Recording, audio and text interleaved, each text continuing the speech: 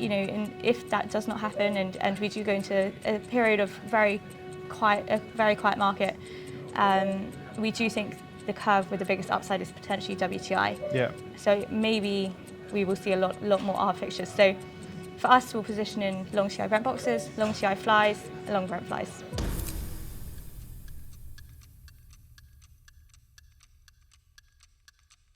Hi, and welcome back to another episode of Trading Corner. So we want to jump straight in to our trade suggestion 2 weeks ago. So as we stated, it was quite a pivotal time for not only the product space, but also, and predominantly crude actually. We were thinking it was probably oversold, and it had some good price action to come in the following weeks, which is exactly what we're seeing. So I just want to put it up here and just take a look at what actually has happened. So coming into this 2 weeks ago, so what date was that? Probably around here, right? Maybe mid-March. We were in a position where the margin was fairly strong. So you can see we were kind of topping out around $7.50, and the GFL, a little bit lower, was around 55-60 cents. And our suggestion as a contrarian trade was to go long GFL and short the margin. So here we have it. The GFL definitely overperformed. So we had around $1 rally in the GFL.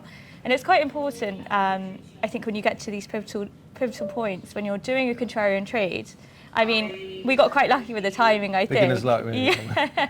Or even a broken clock is right twice. But the timing is very important for contrarian trades especially. But for us, I think the seasonality was a big part of it, right? We're coming out of turnarounds. We're expecting this crude demand to pick up. But the GFL definitely did overextend kind of the rally that we expected, and a lot of that was down to positioning. So here we, a lot of this move, especially in the margin, has been driven by the GFL, but also potentially the products also softening. Yeah, right? I mean, we've definitely seen some weakness come in on naphtha's come off a bit, diesel's weakened a bit, and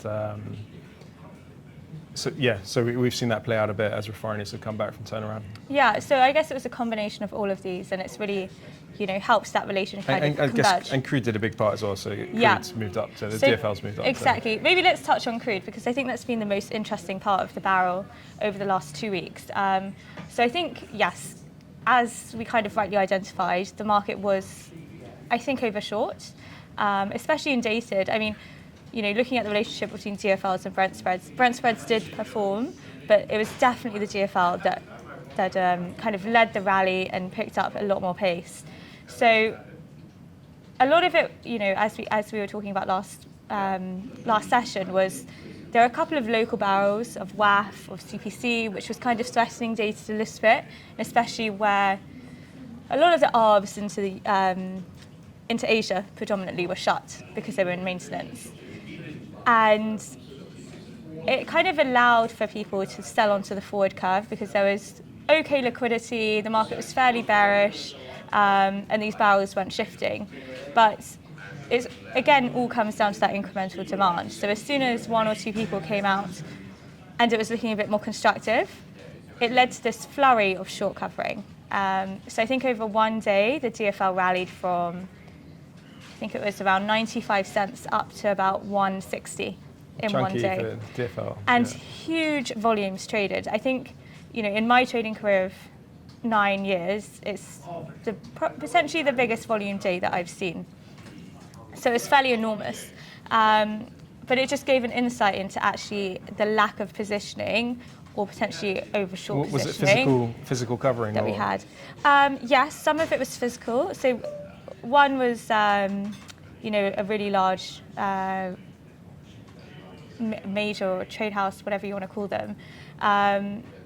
And not suggesting that they were potentially that short, but they definitely did look to come in and cover because there was rumours of physical being booked. So they came in buying, and there was just a bit of a knock-on effect. As soon as people caught wind that some physical had been booked, everyone just rushed in, and they were all the same, buying the same structure, buying the GFLs, etc. Is that all brokered or on screen? So there was a combination. A lot of the GFL, so the really vanilla dated contracts, a lot of it was OTC and also some of it on web ice. Whereas the rolls typically all trade, so this is really specific dated rolls, like intra-month structure. It's not necessarily vanilla to trade, so a lot of that was in the brokered market. Okay. For me, the alarming thing was that, I think I did mention it 2 weeks ago, but there was so much buying in the back of April into May that it led to the whole market being short April rolls. So they had to come in and cover these short April rolls and also cover their short DFL position. So in my opinion, the market was kind of short April, May, and then long May, June dated. Yeah. The May, June performed okay, but April, May massively outpaced it. So there was a lot of short covering there. The funds were also in that position, and I haven't necessarily seen them stop out of the April, May. So I think they are taking a lot of that into pricing, to be honest. But yeah, huge rally. Where we go from here, is the big question. We're kind of elevated now on the physical diffs, back up to around $1.05. The paper is very strong. Like the flows, even after the short covering, it's really followed through every trading day, which is kind of suggesting the market isn't done yet. But now we kind of get into a position where the market looks totally different on such high and elevated levels of crude. That we have to see potentially some arb fixtures, especially from the US, coming over and hitting Europe. So I think that's potentially what the market's going to kind of be anticipating. So for us now into the next 1 to 2 weeks, the US market is going to be so pivotal to how dated is really, truly going to perform. If I was to guess, I think we're going to get a lot of fixtures from trade houses that typically do those arbs. So a lot of the Geneva trade houses, Gunvor, Trafigura, Mercuria, who do have the capabilities to take TI Midland and place it into the window. But again, that loading, let's assume it takes a good 3 weeks, 2.5, 3 weeks to bring that TI over into Europe. Now we're looking at May cargoes. So very much prompt May, I would say, is when we're going to get a lot of this physical landing into Europe. And then it's just a question of the appetite. So who is going to be buying these cargoes this high on the curve? So for that reason, so I'm rambling a little bit, but for that reason, I think what we're going to see is actually the pricing rolls are going to do okay. So currently we're in 3104 week. So I think that this 1 week is going to price okay. I think 711 1 week is going to price okay. And then from 1418 outwards, we're going to start seeing these TI cargoes come in and start potentially pressuring. I guess that may coincide with, so we've got this trend at the moment in line with the kind of trade view we expressed a couple of weeks ago, but refineries are coming back from maintenance, so yeah. Runs are picking up. So from my side, maybe it's going to help. That could help take some of the barrels. Exactly. So I think, again, it's all about the logistics of the crude market. So let's assume that Asia do come back in and they're looking for May loading cargoes, which I think the market is also expecting. We should expect a lot more arb fixtures, and so that should potentially help support freight. So I think what we'll see is TI Midland going into Asia, TI Midland coming into Europe, and as I said, all these freight routes rallying. The only caveat is if the US local demand is strong, every benchmark has to rally. So it's only in the instance where we're getting kind of seasonal lower demand in the US or potentially a glut in Cushing, who knows, that there might be short-term pressure. It's going to be interesting with tariffs as well. So does that limit crude flows into the US? And it does. Do we need a pickup in US grades? Definitely. I think right now, looking at all the curves, I do think, for good reason, the US curve is the cheapest right now, but it is also the potentially the one that has the biggest upside. I think dated can hold here, but I don't think it has another dollar in it. I think Dubai potentially has some upside into May, but the US, all the TI spreads, especially with better demand in Europe, better demand in Asia, I think that's going to be the curve that really outperforms going into the next couple of weeks. So let's see. I think it's an interesting I'm time. gonna have a look at WTI Brent boxes now. Have a look. So- You know what? Actually, they are kind of on their lows. I think we spoke about it last time as well, and they haven't really moved too much from that because we still have we're in building season, right, for TI still. We need a few more weeks for these stocks to really start drawing, and then it will start filtering into the time spreads. The only caveat is if freight picks up more and keeps running, then those spreads don't necessarily need to rally. Yeah, I guess the tariffs could be quite disruptive of flows. So maybe that's bullish, potentially bullish freight. Yeah. I mean, it's really hard to know how stuff's going to play out. Yeah. It's something to watch. Yeah, I definitely agree. I think almost in every scenario, I think we are probably bullish freight, to be honest.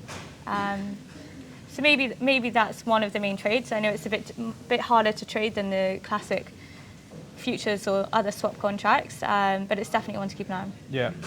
Yeah, and then I mean from the product side, it's actually been pretty uneventful. We've seen, I mean, the pickup in crude has lowered the margin a bit, so we've probably moved, and products have come off a bit. Yeah, but it's held pretty well. I mean, I know it looks like it's quite a fall, but really the reality is it's only a couple of dollars, right? I mean, but $2, for a $3, margin, it's fairly strong. That is quite chunky. So I think we've moved from great margins to okay margins. Yeah. Which isn't necessarily that interesting yet, but definitely something to watch. So for me, that would be one of the flags for kind of getting less bullish crude structure. Yeah. Is if we see a bit more of a drop in the margin, which is quite possible, then that for me would be a flag to not kind of be long crude spreads. Yeah. But for the moment, there's nothing that exciting. Just kind of watching that margin. Yeah, I definitely do agree on the time spreads. I think we're potentially in an environment where actually a lot of the market isn't that constructive on structure, especially in Brent. I mean, I think we spoke, a few of us traders spoke about the positioning in the futures contracts at the minute. And it does seem like the market doesn't have the appetite to be as long this year. But then we still have all this geopolitical mess that's going on around us. So, it does provide a fairly good hedge just in case you have, these black swan events. They're not necessarily black swan anymore, are they? We're kind of getting headlines really quite often. Even today, we're waiting for this tariff news to come out from Trump. So yeah, you don't necessarily want to go in particularly short on any of that stuff going into these big announcements. So it makes it hard to really short structure. For me personally, I think kind of the flies are actually the better long rather than just the outright spreads. For two reasons. Prompt crude demand is fairly constructive, and I am still on balance bearish flat price. So that does quite well on a fly structure. Maybe WTI flies then. Long WTI fly, yeah. I personally think either long TI Brent boxes or, long TI WTI flies or long Brent flies in the futures contracts is how I would position into the next coming weeks. So, as I said, also keep an eye on freight, but I really do expect ARB fixtures to really pick up in crude. And eyes have to be on the US market, especially the APIs that are coming out every Wednesday. Yeah, interesting. Product side, it's quite a bit quieter. So I've actually, there's been quite a decent move up on like summer gasoline to diesel. So I've chopped out most of I'm chopping out most of my risk, and there's nothing on the product side that looks that compelling at the moment. Yeah. So I'm cutting back a lot. Gasoline is performing, right? It is performing, but in the US, like summer gas to heat has kind of got to seasonal levels. Okay. So, it may well go up more, but the risk reward, it's not like a no-brainer. Well, there's no such thing as a no-brainer trade, but it's not as a compelling trade as it was, as far as I see it. And it also feels quite a popular trade. So, like, we're hearing a lot of people, putting on.